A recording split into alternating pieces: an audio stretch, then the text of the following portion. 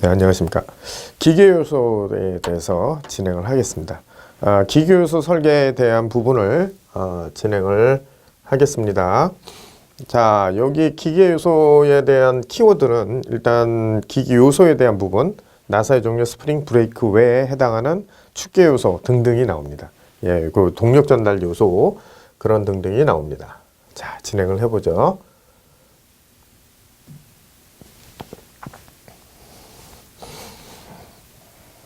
자, 먼저 기계요소에서 다뤄야 될 부분이 있어요.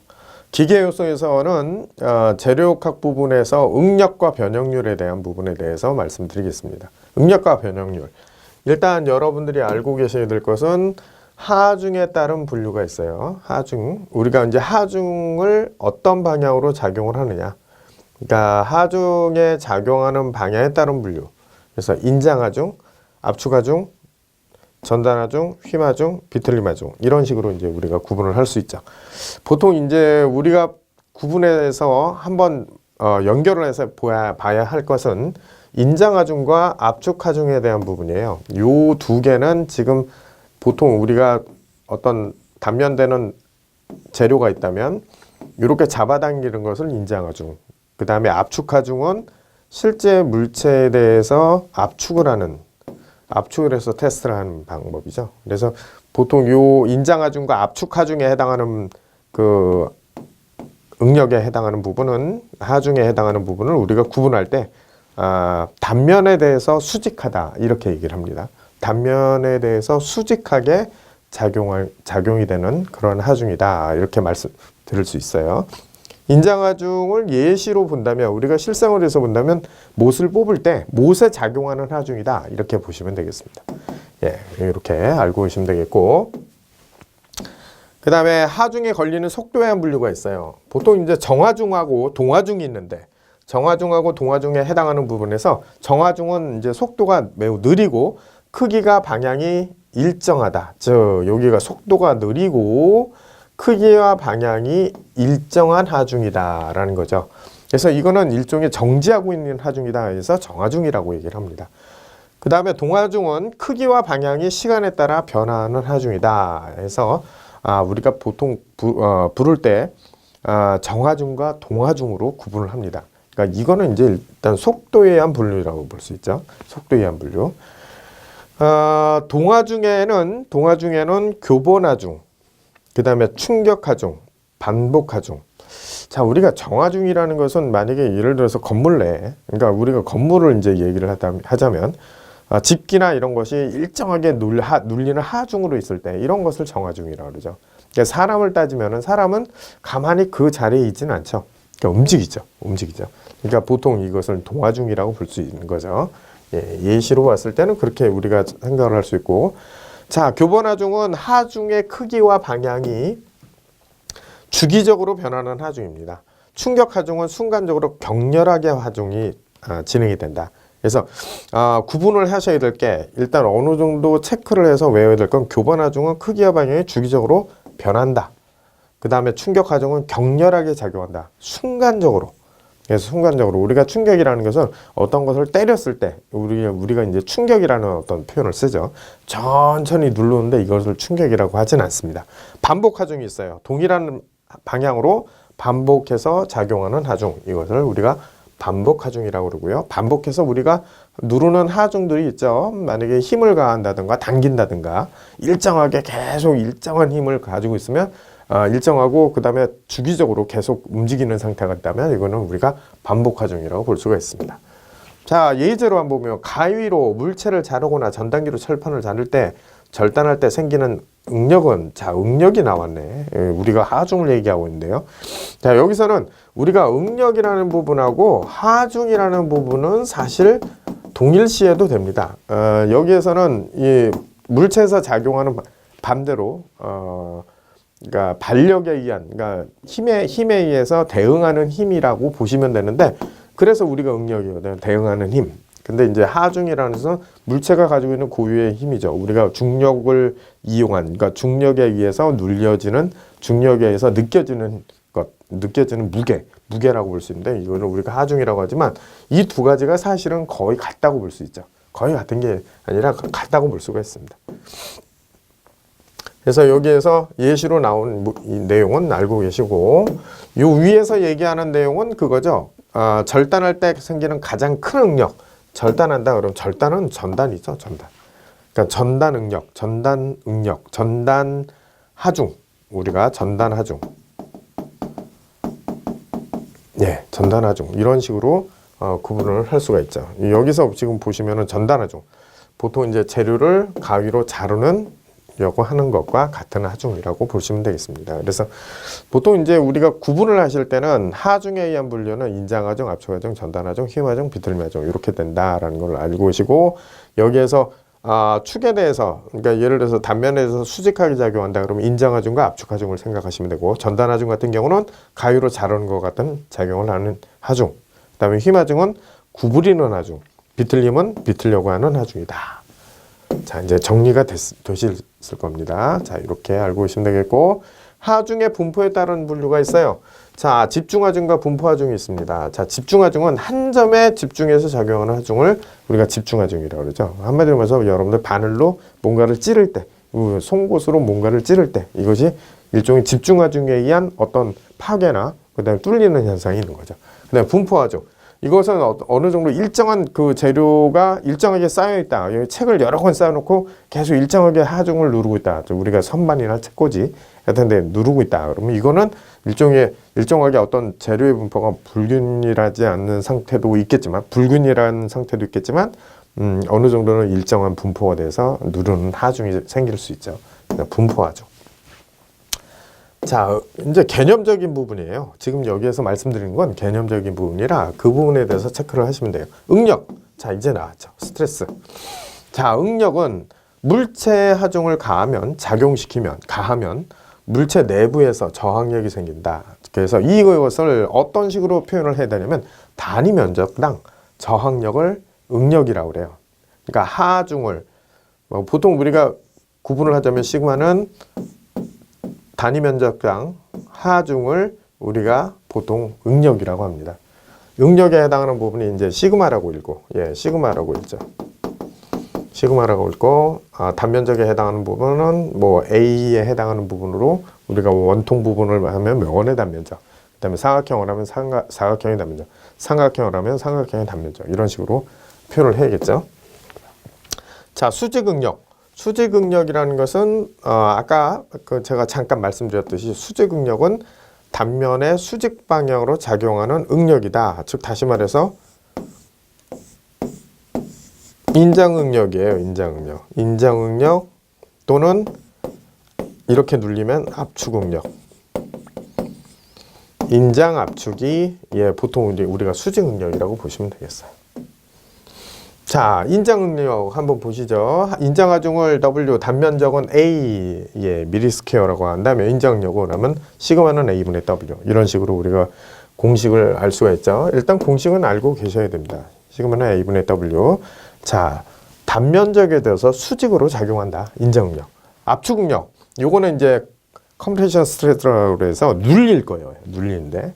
그래서 시그마 C라고 부르는 거고, 여기서는 시그마 T로 했어요. 이거는 보통 여기에서 텐실이라고 하니까 이걸 이제 구분을 하기 위해서 하는데, 보통은 그냥 시그마는 A분의 W 이렇게 외우셔도 되겠습니다. 그래서 여기에서는 단면적으로 또 역시 나누는 힘이기 때문에 나누는 하중을 우리가 압축응력이라고 합니다. 압축응력. 그래서 압축응력에 해당하는 계산 공식도 같습니다. 똑같습니다. 다르지 않습니다. 자, 여기 보면은 예제로 한번 보죠. 예제로 보는 게 훨씬 더 여러분들이 좀 이해하기가 쉬우실 거예요. 하중을 3000N이 작용할 때 정사각형 단면에 응력이 30N 센치 자승이 발생했다면 정사각형 단면의 한 변의 길이는 몇 밀인가 이렇게 나왔어요. 자, 여기에서는 여러분들이 구분을 하실 곳이 있죠. 지금 우리가 3000N이 작용을 했다고 그랬어요. 그러면 3000N, 우리가 3000을 나누기, 자, A라고 한다면 A가 지금 한 변의 길이가 지금 단면적으로 응력이 발생한 게 30N이라고 그랬거든요. 30N이 나오려면 여기가 어떻게 돼야 돼요? 100이 나와야겠죠. 그죠? 100이 나와야지 이렇게 될 거 아닙니까? 그렇죠? 예, 100이 나와야 되는데 그러면 우리가 봤을 때 그 10cm죠. 10cm죠. 예. 10cm가 되죠. 근데 우리가 여기서 지금 답을 요구한 건 뭐예요? 몇 밀인가 있어요. 몇 밀인가. 10cm는 몇 밀이에요? 100밀이죠. 예. 10cm, 100mm, 3번. 3번입니다. 네. 이렇게 이해를 하시면 되겠죠. 단위 환산에 대해서 좀 자신이 없는 분들은 기본적인 것만이라도 좀 알고 있을 필요가 있어요. 뭐 밀리미터가 센치로 변할 때, 센치가 미터로 변할 때, 또는 밀리 자승이 예를 들어서 센티미터 자승으로 변할 때, 이런 것을 좀 익혀두시고 접근을 하시면 제가 볼 때는 그렇게 어려운 내용의 요소 설계는 아닙니다. 기본적으로 필요에 따라서 적분을 하는 것도 있습니다. 뭐 기능사에서는 없어요. 거의 기능사에서는 없지만 좀 우리가 미분이나 적분을 하는 경우도 있지만 대부분 우리가 수식에 관련되는 사항이라 이항을 하거나 그것을 우리가 이항 정리식으로 하는 형태이기 때문에 여러분들이 좀 조금만 좀 신경을 기울여서 하시면은 누구든지 하실 수 있습니다. 누구든지 좀 노력을 하시면. 그 다음에 접선 능력이 있어요. 단면에 대해서 평행하게 작용하는 능력인데 우리가 접선 능력이라는 하는 것은 보통 이제 전달 능력에 해당하는 부분을 얘기를 하는 거죠. 전달 능력. 전달 능력이 이제 접선 능력이라고 볼 수 있는데 단면에 평행하게 작용하는 거죠. 예, 그 중에 하나가 전달 능력입니다. 전달. 전단하중 W를 또 역시 마찬가지 A로 나누는 거죠. 그래서 여기에서는 시그마라는 표현을 안 쓰고 타우라는 표현을 써요. 타우라는 표현을 써요. 네. 그래서 여기 단면적에 대해서 예, 평행하게 작용하는 거죠. 이런 식으로. 자, 변형률이 있습니다. 스트레인. 자, 재료에 하중이 작용하면 재료 내부에는 저항력인 응력이 생기고 외적인 변형이 일어나고 이 변형에 해당하는 부분에 원치수와의 비를 변형률이라고 그래요. 그래서 여기 세로 변형률 값이 있어요. L-가 L에서 L-로 변하면 우리가 변형량을 람다라고 그러고 람다라고 합니다. 람다라고 그러고 이 람다에 해당하는 부분에서 우리가 표현하는 형태는 L--L을 람다라고 원래 길이라고 나눠준 겁니다. 그래서 이거를 우리가 보통 변형이 언제 일어나냐? 바로 인장을 했을 때, 예, 늘어나는 거니까 인장일 때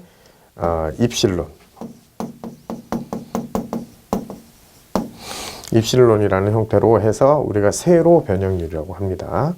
그래서 이렇게 기억을 하고 계시고, 레터럴 스트레인이 있어요. 재료의 지름이 D에서 D-로 바뀌는 거예요.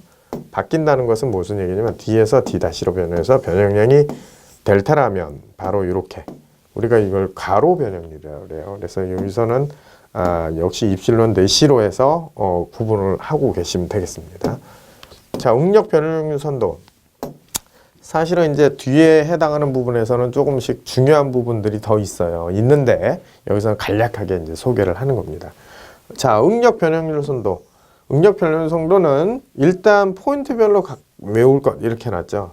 연강에서, 자, 뭘로요? 연강에서 인장시험기에서 하중을 작용시켜서 인장시험기에서 하중을 작용시켜 시험편이 파괴될 때까지 하중과 변형량의 관계. 자, 뭐와 뭐요? 하중과 변형량의 관계를 바로 우리가 그 해당하는 부분을 이제 구분을 할 수가 있어요. 자, 한번 보실까요?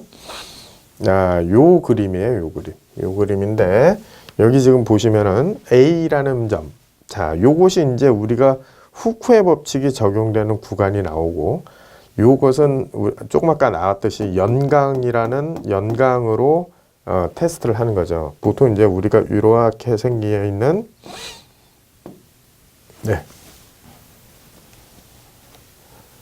연강의 시험편을 가지고 이런 식으로 생겨 있는 모양을 이렇게 생겨 있는 모양으로 하죠. 일반적으로 이렇게 생겨 있는 시험편으로 잡아당겨서 테스트를 하는 거죠. 요게 이제 시험편이에요. 연강으로 되어 있는. 자, 여기에 보면은 보통 우리가 A라는 구간은 비례한도, 응력이 변형률에 비례해서 증가하는 점이다.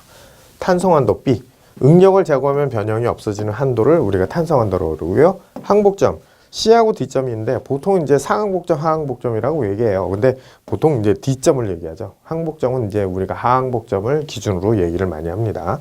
여기에서는 이렇게 구분을 하고요. 극한점이 있어요. 극한점은 E점, 그 다음에 파괴점이 F점, 이렇게 구분을 하죠. 여기에서는 좀 중요하게 봐야 될 게 비례한도점. 비례한도점, 후쿠의 법칙이 적용되는 부분이고 응력과 변형률이 비례해서 증가한다. 그 다음에 항복점에 해당하는 부분도 여러분들이 좀 받을 수가 있어요. 받을 수가 있는데 여기에서는 변형률이 갑자기 증가하는 점이에요. 즉 여기에서는 소성 변형이라는 형태가 우리가 좀 얘기가 될 수 있는 그런 구간이죠. 비례한전은 후쿠의 법칙.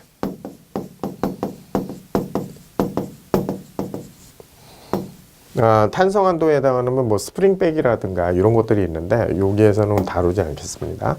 극한 강도는 우리가 최대 응력점이라는데 우리가 보통 부르는 인장 강도가 바로 그거예요.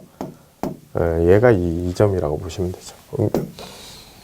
자, 여기 보시면은 문제가 앞에서 나왔던 거기 때문에 앞에 나온 내용을 이제 보고 문제를 한번 풀어보죠. 시점의 시편의 표점거리가 40mm고 이렇게 메시지가 나오면 요거는 원래의 길이가 40mm인데 이렇게 생각하시면 되겠습니다. 지름이 15mm일 때 그 다음에 최대중이 6kN에서 시편이 파단되었을 때 사실은 이 조건은 사실은 생각 안 해도 되죠. 왜냐하면 연신율만 물어보는 거니까. 그래서 L-L 해서 여기에서 늘어난 게 보통 얼마 정도 늘어났냐면 연신된 길이가 10mm라고 그랬어요. 다시 말해서 50mm로 늘어났다는 거죠. 그러니까 50mm-40mm, 40mm. 사실 연신된 거니까 40 나누기 40분의 10을 해준 다음에 곱하기 100을 하면 되는 거죠. 이 얘기죠. 이 얘기죠. 이렇게 하면은 25% 나온다.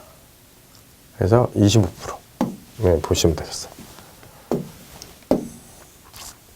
자, 그리고 여기에서는 이제 좀 요걸 이제 구체적으로 얘기하자면 후쿠의 법칙을 한번 얘기할 수가 있어요. 요 응력 변율 정도 기억하시고요. 후쿠의 법칙은 비례한도 내에서 존재한다는 거. 비례한도 내에서 응력과 변형률이 비례한다. 요거. 비례상수, 탄성계수라고 하기도 합니다. 탄성계수. 우리가 탄성계수라고 그래요. 모든 재료는 탄성계수가 존재합니다. 자, 비례상수를 탄성계수라고 하고 재료에 따라 일정한 값을 간다라는 거 잊지 마시고. 자, 여기 지금 보면 세로 탄성계수라서 0률이라고 나와요. 0모듈수. 그래서 세로 탄성계수는 입실물의 시그마. 자, 그래서 보통 여기가 시그마는 뭐예요? A분의 W죠. A분의 W. A분의 W가 되고 요거를 입실로는 뭐라고 그랬냐면 L분의 람다라고 그랬어요. 결국은 A 람다분의 그쵸? A 람다분의 WL. 자, 요 수식이 나오는 거죠. 이게 이제 요겁니다. 이 공식 중요합니다. 세로탄성계수에 대한 부분 이해하는 데도 중요하고 그래서 기억하시기 바랍니다. 그 다음에 가로탄성계수에 대한 부분은 타우가 나오죠. 가로탄성계수에 해당하는 부분은 탄성계수의 타우. 우리가 접선 방향으로 나오고 변형에 해당하는 부분을 우리가 변형률에 해당하는 부분을 우리가 감마라고 그래요. 감마. 그래서 가로탄성계수 알고 계시면 되겠습니다. 이것도 수식에 해당하는 부분을 기억을 하고 계시면 되겠고 일단 후쿠의 법칙에서 늘어나는 길이를 구하는 공식은 하고서 예제가 나오죠. 예, 이거는 A는 A2분의 WL. 예, 요거 바꾼 거죠. 네. 기억하시고요. 자, 축이음 기계요소에서 플렉시블. 자, 요 갑자기 이게 나왔죠. 이거는 뒤에 나와야 됩니다. 예, 요거는 제가 이제 좀 정리를 다시 해서 말씀을 드릴게요. 네. 자, 그 다음에 국제 단위에 대한 SI 단위 기본 단위에 해당하지 않은 것은 SI 단위를 여러분들이 알고 계셔야 되죠. 왜냐하면 우리가 현재 지금 사용하고 있는 게 SI 단위를 쓰고 있어요. MKS 단위를 쓰다가 MKS 단위, CGS 단위 뭐 이렇게 있죠. 여기에서 우리가 지금 현재 쓰는 것은 SI 단위로 변형이 됐기 때문에 완전히 넘어왔기 때문에 기억을 하고 계셔야 됩니다. 그래서 기본 단위에 해당하지 않은 거 기억하시기 바랍니다. 광도라는 것은 우리가 칸달러라는 표현을 쓰는 거예요. 몰이 아니라. 이거 물질에 대한 거죠. 물질량, 몰량. 자, 포화성 예비가 있어요. 재료에 생기는 가로 변형률과 세로 변형률의 비, 탄성한도 내에서 일정한 값을 간다. 이것도 일종의 탄성한도 내에서 이제 체크될 수 있는 거죠. 요 부분을 우리가 포화성의 비를 m분의 1이라고 그래요. 포화성의 수를 뭐라 하냐? m이라고 그러죠. 라지 m. 여기서는 지금 빠져 있는데, 보통 요거는 가세, 즉 가로 변형률을 세로 변형률로 나눈다. 요거 꼭 기억하십시오. 그래서 보통은 이제 우리가 포화성의 수에 해당하는 부분과 포화성의 비에 해당하는 부분은 일종의 가로 변형률, 즉 우리가 어떤 물체를 눌렀을 때 이렇게 늘어나는, 그러니까 팽창되는 비가 있겠죠. 원래 있던 비와 팽창에 대한 비가 이제 우리가 항상 탄성한도 이내에서는 항상 일정한 값을 갖는다 이거죠. 탄성한도 이내에서는. 그래서 우리가 이거를 포화성의 비라 한다. 그래서 꼭 기억하십시오. 포화성의 수, 포화성의 비. 포화성의 비가 m이고요. 포화성의 수가 m입니다. 그래서 요거는 포화성의 수라고 얘기하고 이건 비라고 얘기해서 우리가 지금 저기 요 부분을 여기서 우리가 포화성의 수에 해당하는 부분과 비에 해당하는 부분을 구분을 해서 알고 계시기 바랍니다. 그러니까 수에 해당하는 부분, 요거의 비. 잘못 얘기했네요. 수. 그래서 요 값에 해당하는 부분은 일정한 그 값들이 있습니다. 자, 재료의 강도, 응력 집중. 우리가 보통 구멍이나 노치, 홈 때문에 응력이 집중돼요. 제품이 있을 때 아무래도 그냥 멀쩡하게 있는 것보다 홈이 조금이나마 있거나 뭐 구멍이 있거나 이러면 아무래도 재료에 약화를 주죠. 재료가 약하게 될 수밖에 없어요. 약하게 될 수밖에 없죠. 그래서 보통은 이제 우리가 이런 재료가 약하게 되지 않게 하기 위해서 이런 구멍이나 홈이나 노치 부분을 될 수 있으면은 많이 뚫지 않죠. 이유가 있어요.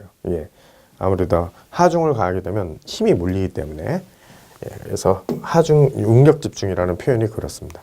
열응력이 있어요. 열응력은 온도 변화에 따른 신축 현상으로 재료 내부에 생기는 응력을 열응력이라 한다. 재료의 처음 온도는 T1, 나중 온도를 T2로 했을 때 선팽전 개수 알파라고 하고, 그래서 요것을 기억하십시오. 요거 열응력.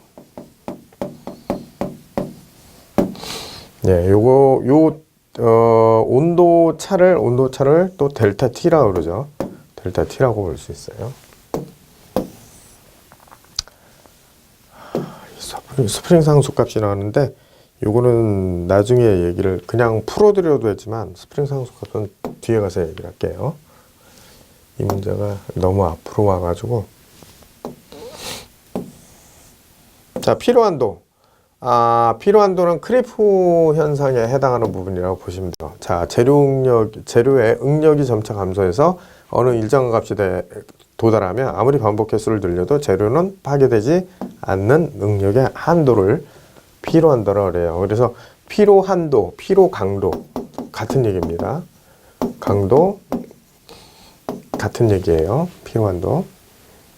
그래서 일정한 우리가 재료의 응력이 점차로 감소되는 시점이 있고, 또한 그 일정한 값에 도달을 하게 되면 반복 횟수를 좀 늘려도 재료는 파괴되지 않습니다. 그러니까 아무래도 우리가 필요한도가 좋다, 필요 강도가 높다라는 표현은 아무래도 그 높다, 그러니까 좋다는 얘기라고 표현을 하시면 생각을 하시면 되죠.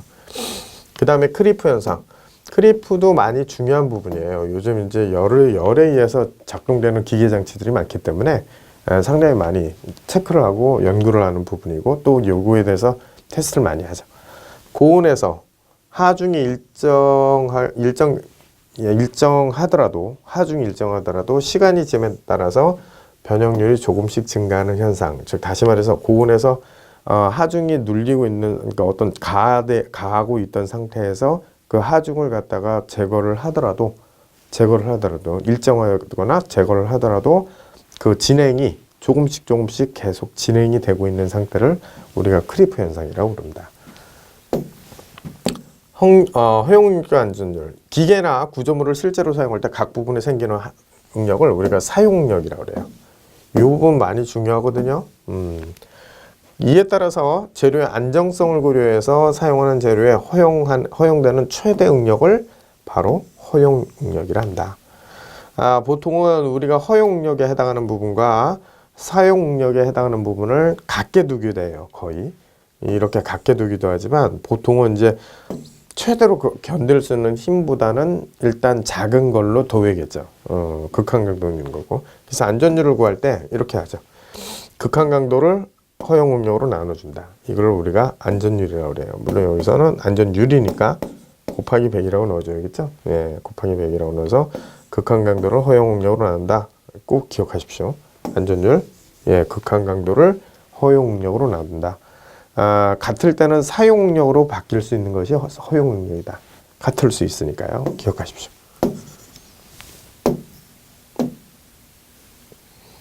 자, 결합용 기계 요소가 있어요. 우리가 요소에서 나사를 한번 얘기를 할 수 있는데, 나사라는 것은 뭐냐면 직각삼각형을 원통에 감으면 빗변에 따라서 이렇게 감은 상태로 빗변에 힐릭스가 생겨요. 나사 곡선이 생기거든요. 이 곡선을 타고 이제 우리가 어떤 가공을 하게 되면 우리가 이걸 나사라고 합니다.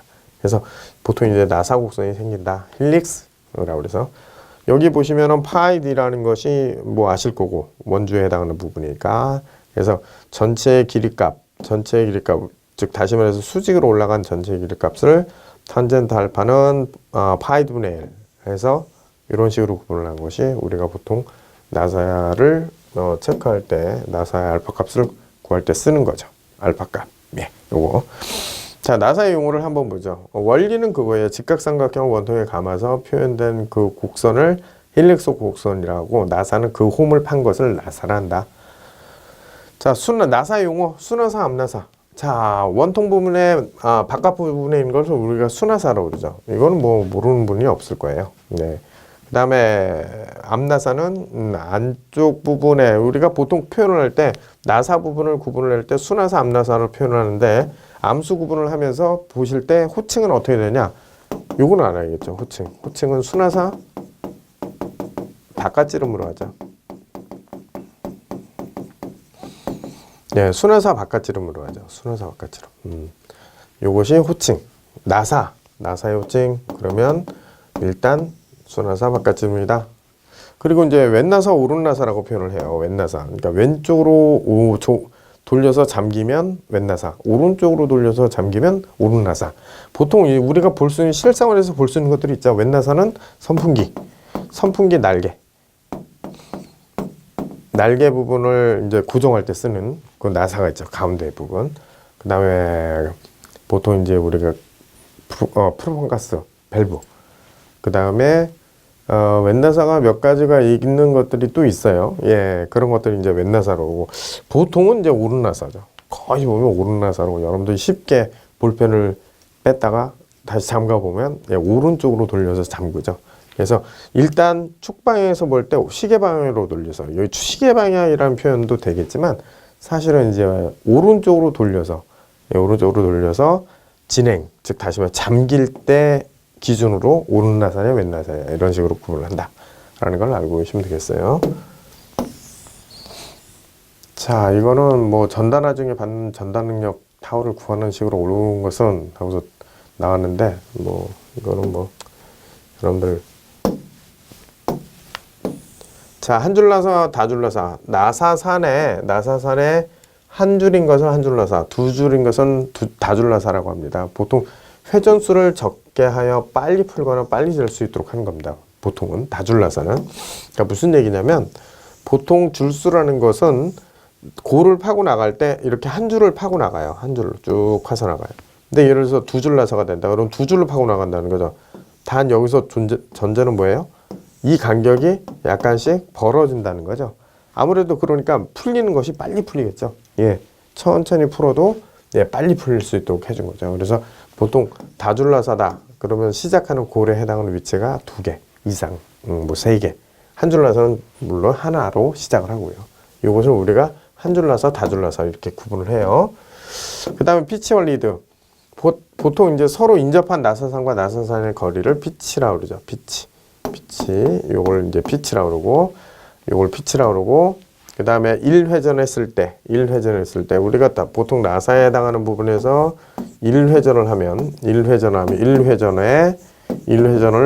1회전에서 여기를 움직인 거리가 있을 거 아니에요. 그럼 이거를 뭐라고 그러냐? 바로 리드라고 그러죠. 리드. 그래서 요거는 줄수와 피치와의 관계가 비례한 관계가 있어요. 여기에 회전수도 있죠. 회전수. 그래서 줄수, 피치, 회전수에 의해서 리드가 결정이 된다라는 걸 알고 계시면 되겠어요. 자, 여기서는 한 줄 나사에서는 리드는 피치가 같고 두 줄 나사, 다줄 나사에서는 리드는 피치보다 크다는 것을 알 수 있다. 예, 당연하죠. 예, 다줄 나사니까. 자, 그 다음에 나사의 종류를 한번 볼 필요가 있어요. 요소는 사실은 계산 공식도 있지만 이렇게 기계 요소에 대한 부분도 이제 다뤄야 됩니다. 자, 나사의 종류. 나사는 기계 부품을 결함시키거나 위치 조정 또는 힘 전달에 사용하는데 단면의 모양을 따라 삼각나사, 사각나사, 사대꼴나사, 톱니나사, 둥근나사, 볼나사 이런 식으로 구분을 합니다. 첫 번째 삼각나사요. 자, 여기서는 다 외울 수는 없어요. 예, 삼각나사 체결용으로 쓰인다. 계측기, 마이크로미터 일반적으로 많이 쓰인다는 거죠. 체결용. 계측기나 마이크로미터에도 많이 씁니다. 자, 미터나사, 대표적인 거 미터나사가 있죠. 보통 나사산의 각도가 60도이고 수나사의 바깥지름이 피치를 밀리미터로 나타낸다. 그래서 보통 나사와 미터 가는 나사로 표기하고 표기는 M으로 표기한다. 라지 M이요. 그 다음에 유니파이 나사. 유니파이 나사는 나사산의 각도가 60도.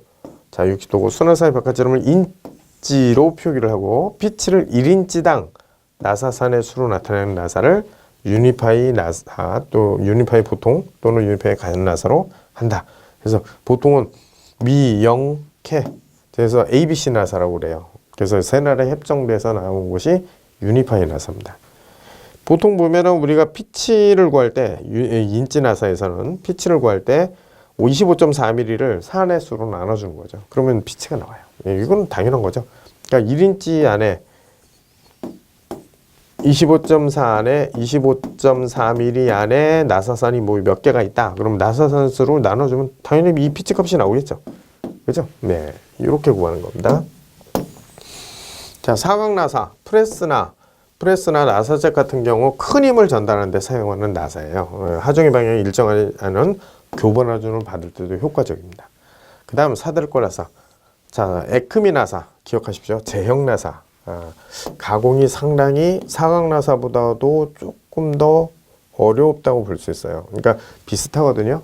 가공하기가 어려운 건. 하지만은 어쨌든 생겨있는 모양이 사각나사 같은 경우는 삼각나사는 우리가 삼각형으로 생겨있고 사각나사 같은 경우는 사각형으로 생겨있죠. 네, 사들꼴나사는 이런 식으로 사들꼴나사로 생겨있고요. 보통은 사각나사보다 강력한 동력 전달용으로 써요. 공작기계의 이속나사로 쓰이고 나사의 각도가 30도인 미터 계열과 인치 계열을 구분할 수 있다. 그래서 29도, 30도 이렇게 합니다. 보통 요것이 미터 계열에 해당하는 것이 TM, 요것이 TW. 네, 이런 식으로 구분합니다. 피트워드인데요. 자, 그 다음에 톱니나사는 생기는 모양이 이렇게 생긴 거죠. 예, 톱니처럼 생긴 거예요. 다시 말해서 이쪽은 사각나사, 이쪽은 사들꼴, 삼각나사라고 볼 수 있죠. 삼각. 그래서 사각과 삼각이 존재하는 거죠, 같이. 어떻게 보면 삼각나사보다는 사들꼴나사가 맞을 거예요. 그래서 이것이 합쳐져 있다고 생각하시면 되죠. 그래서 한쪽 방향으로만 하중이 작용할 때, 추력을 발생할 때, 우리가 추력이라고 해요. 요거를 이제 우리가 추력이라고 하는데, 한쪽 방향으로 힘이 발생할 때 바로 이렇게 사용되는 건데, 바이스나 앞찾기 이런 데에 많이 쓰죠. 톱니나사. 자, 그 다음에 둥근나사가 있어요. 둥근나사는 우리가 너클나사라고 하는데 전구나사 기억하십시오. 예, 전구나사 기억하세요. 전구나사, 둥근나사. 보통 이제 먼지가 들어가기 쉬운 곳에 운동의 정확도가 요구되지 않아도 결합되는 상황에서 문제가 없게끔 할 때 둥근나사를 많이 쓰죠. 그 다음에 볼나사가 있어요. 볼나사는 보통은 이제 나사 쪽과 너스 사이에 강구를 넣어서 작동하는 나사고 공작기획의 수치제에 의한 결정 등의 나사 이송 나사에 많이 사용해요. 요게 없어요. 백내시. 백내시가 뭐냐면 보통은 이제 나사산에 백내시가 존재해요. 자, 이렇게 다시 볼게요. 보통 이제 백넷이라고 한다면 어떤 식으로 얘기를 할 수 있냐면 사들골 나사 모양으로 한번 얘기를 해볼게요. 체결되어 있는 상태가 이렇게 됐다. 결합되어 있는 상태가 나사가 여기는 거의 만나 있다. 여긴 또 떠 있고요. 예를 들어서 이런 식으로 떠 있을 수 있어요. 이렇게 밀고 가면서 실질적으로 아주 미세한 틈이 생겨요. 이런 그러니까 이쪽으로 밀고 있는 거죠, 지금. 서로 만나 있는 형태. 여기도 이제 만날 거고, 여기도 만날 거예요. 그러니까 이렇게 만나 있는 형태에서 밀리는 상태에서는 관계가 없는데, 다시 반대로 회전을 반대로 회전해서 나올 때, 여기가 틈이 있기 때문에, 미세한 틈이 있기 때문에 얘가 약간 헛도는 현상이 나요. 이걸 뭐냐? 뒤틈이라고 그래요, 뒤틈. 이걸 우리가 백넷이라고 합니다. 백넷이. 그래서 이 백내시가 존재하기 때문에 보통 나사에서도 그렇고 기어 쪽에서도 그렇죠. 이 백내시가 존재하기 때문에 이 백내시가 있는 상태에서는 사실은 정밀도 있는 기기에서는 가공하기가 쉽지가 않아요. 그래서 이거를 백내시를 없애는 장치를 만든다든가 장치를 하고서 한다든가 아니면 백내시를 없애는 기술적인 부분을 적용하기도 하죠. 그래서 일단은 여기에서는 백내시가 없는 나사, 모든 나사는 다 있다는 얘기예요. 볼나사다. 볼나사는 뭐 형상은 이렇게 생겼어요. 이렇게 골이 있는 상태에서 여기 구슬이 들어가 있는 거죠. 뭐 다 들어가 있는 건 아니고 어느 일부에 해당하는 퍼센테이지만 넣어서 바로 이 구슬이 백내시를 제거해요. 예, 서로 만나 있는 형태의 나사끼리 이렇게 백내시가 없다. 자, 요거에 해당하는 부분이 나오는데 축하중으로 축방향으로 정하중입니다. 정하중을 받는 경우 50kN을 지탱할 수 있는다. 훅나사부의 바깥지름은 몇 밀인가? 허용력은 50N per mil 스퀘어이다 라고 나왔어요. 자, 풀이가 지금 넘어가 있는데 한번 볼까요? 어떤 식으로 풀었나? 자, 여기 지금 보면은 D는 시그마분의 EW라고 나왔어요. 요거는 사실 어떻게 나오는 거냐면 우리가 지금 나사의 골지름을 얘기한다면 골지름의 D1에 해당하는 부분이 사실은 0.8D예요.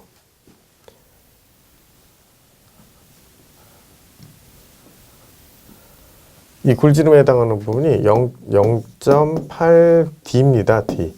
이 D는 바깥지름이죠. 바깥지름에 해당하는 거죠. 그러니까 다시 말해서 우리가 보통 이제 계산 공식을 하면 시그마는 A분의 W 하셔가지고 파이 D분의 4W 이렇게 되죠. 파이 D 자성분의 4W 이런 식으로 표현이 되는데 요 D 값이 얼마예요? 요 D 값이 0.8D라는 얘기죠. 0.8D. 그 0.8T로 이제 적용을 하는 거죠. 0.8D를 곱해서 해준다는 얘기죠. 그래서 0.8D에 해당하는 것을 적용을 하면, 즉 다시 말해서 파이 곱하기 0.8D, 예, 그래서 4W 이렇게 된 거죠. 그럼 여기에선 4라는 상수하고 0.8하고 3.14259 3.14하고 0.8하고 곱해서 요게 이제 약분이 되면은 대략 2. 얼마 나와요. 2.11 뭐 이렇게. 그 값이 요거죠. 그래서 D는 어차피 루트가 씌워져 있으니까 시그마분의 2W 이런 식으로 이제 계산 공식을 갖고 있는 거예요. 네. 그래서 여기에서는 50K 뉴턴이라고 그랬으니까 50K 뉴턴이니까 5만. 2 곱하기 5만 그래서 50으로 네 나눠주는 거죠. 예. 시그마가 50이었으니까 그래서 실제로는 루트 2000이 남고 예, 요거를 계산을 다시 해서 보면 약 44.72가 나온다. 예. 실제로 여러분들 계산을 한번 해보셔야 됩니다. 이건 자, 나사를 기능상으로 분류했을 때 운동용 나사에 속하지 않는 것은, 자, 우리가 운동용 나사라고 그랬어요. 운동용 나사에 속하지 않은 거. 자, 우리가 보통 운동용 나사는 사각, 사제골 나사, 너클 나사, 톱니 나사, 볼 나사 이런 식으로 얘기하고, 보통은 이제 체결용 나사 그러면 삼각 나사 이렇게 얘기를 하고, 그 다음에 젬용 나사, 미터 나사, 유니폼 나사, 기밀용 나사, 관용 나사, 세밀 나사 뭐 이런 식으로 구분을 해요. 여기서는 이제 관용 나사가 아니죠.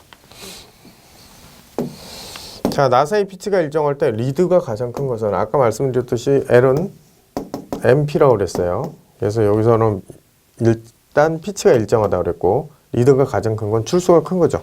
네. 네줄 나사가 가장 크죠. 자, 볼트와 너트. 볼트의 종류, 일반용 볼트, 관통 볼트, 탭 볼트, 스터드 볼트. 자, 여기서는 여러분들이 좀 구분을 하실 게, 관통 볼트에 해당하는 그림이 보통은 이제 우리가 두 개의 판재가 있을 때 관통 볼트는 이런 식으로 볼트가 통과돼서 너트를 조여주는 거. 네, 이렇게 조여주는 것을 우리가 이걸 관통 볼트라고 하죠. 그러니까 볼트 자체가 관통돼서 이제 체결이 되는 거고, 탭 볼트 같은 경우는 일반적으로 판에다가 어떤 물체 속으로 들어가는 형태예요. 여기는 구멍이고 여기가 나사죠. 여기가 나사 형태로 표기가 돼서 실제로 여러분들이 여기 나사가 볼트 자체가 위로 이렇게 통과돼서 들어온 거죠. 통과돼서 들어와서 일정한 어떤 부분까지의 나사 위치를 표현을 해주는 거죠. 요게 이제 요 부분으로 들어와서 우리가 탭 볼트라고 얘기를 해요. 요 기준으로 이제 탭 볼트라고 그러고, 스터드 볼트 같은 경우는 보통 이제 자주 분해할 때 많이 사용해요. 그러니까 이거는 보통 볼트 머리가 없어요. 볼트 머리가 없다는 것은 볼트 머리가 없는 형태의 나사를 만들면 이 양쪽에 나사를 내는 거죠. 수나사. 네, 양쪽에 수나사를 내는 거죠. 얘가 들어오는 거예요. 이런 쪽으로 들어오는 거죠. 어떤 철판에 구멍을 내고 얘 나사가 들어옵니다. 나사가 들어와서 이런 식으로 들어와 있는 위치에서 볼트가 이렇게 체결이 되는 거죠. 머리가 없으니까 너트로 조이죠. 너트로 조이고, 너트만 풀면 이 위쪽에 있는 상판이 빠져나올 수 있죠. 자주 분해할 때 써요. 자주 분해할 때 활용을 한다는 거죠. 자, 특수용 볼트가 있어요. 스테이 볼트. 자, 간격 유지 볼트라고 그래요.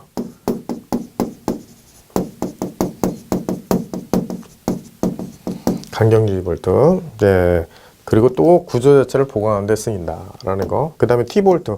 일반적으로 공작기계 테이블 T-홈에 쓰인다. T-볼트, T-홈 볼트. 예, 기억하시면 되겠고요.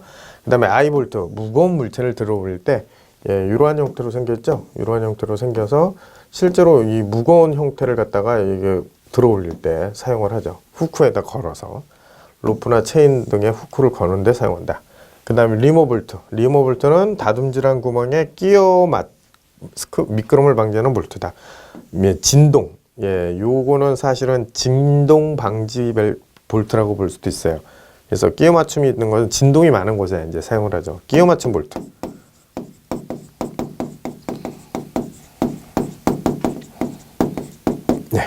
충격 볼트 같은 경우는 생크 부분의 단면적을 작게 해가지고 늘어나기 쉽게 한 거예요. 생크가 뭐냐면, 보통 이제 충격 볼트 같은 경우는 보통 우리가 볼트가 생겨 있는 부분을 보면 길게 이렇게 돼 있잖아요. 이 부분에서 생크 부분을, 즉 다시 말해서 중간 부분을 좀 작게 만든 거예요. 이렇게 좀 작게 만든 거죠. 여기가 좀 작으니까 이 부분이 좀 늘어나게 하는 거죠. 물론 재료는 좀 달라야 됩니다. 그래서 충격 볼트, 그 다음에 기초 볼트는 파운데이션 볼트라고 해서 기계 등이 콘크리트에 고정이 될 때 쓰는 거죠. 그래서 볼트 자체를 어디에다 시멘트 부분에 이렇게 놓고, 그 다음에 기계를 설치하고, 그 다음에 너트로 조여주는 그런 형태가 되죠. 기초 볼트. 그 다음에 나비 볼트. 많이 보셨을 거예요. 손으로 돌리는, 조여줄 수 있는 볼트, 나비 볼트. 이렇게 보시면 되겠고. 기타 나사가 있어요. 작은 나사. 약 8mm 이하를 작은 나사를 한다. 근데 뭐, 이런 큰 구분은 없어요. 우리가 보통 실무에서는 거의 볼트라고 부르죠. 거의 작은 것도 나사라 부르지 않고 그냥 볼트 합니다. 네. 명칭상에는 뭐 크게 의미는 없고, 보통 이제 홈을 갖다가 드라이버로 조여주면 우리가 보통 나사라는 표현을 쓰죠. 또는 이제 피스 뭐 이런 식으로 얘기를 하는데, 예. 자, 그 다음에 멈춘 나사. 자, 요거는 좀 여러분들이 알고 있을 필요가 있어요. 세트 스크류. 보스와 축을 고정할 때 쓰고요. 그 다음에 보통 이제 설치 위치에 조정하고 키의 대용으로 쓰기도 해요. 단지 회전할 때 좀 약한, 즉 적은 동력에 많이 쓰이죠.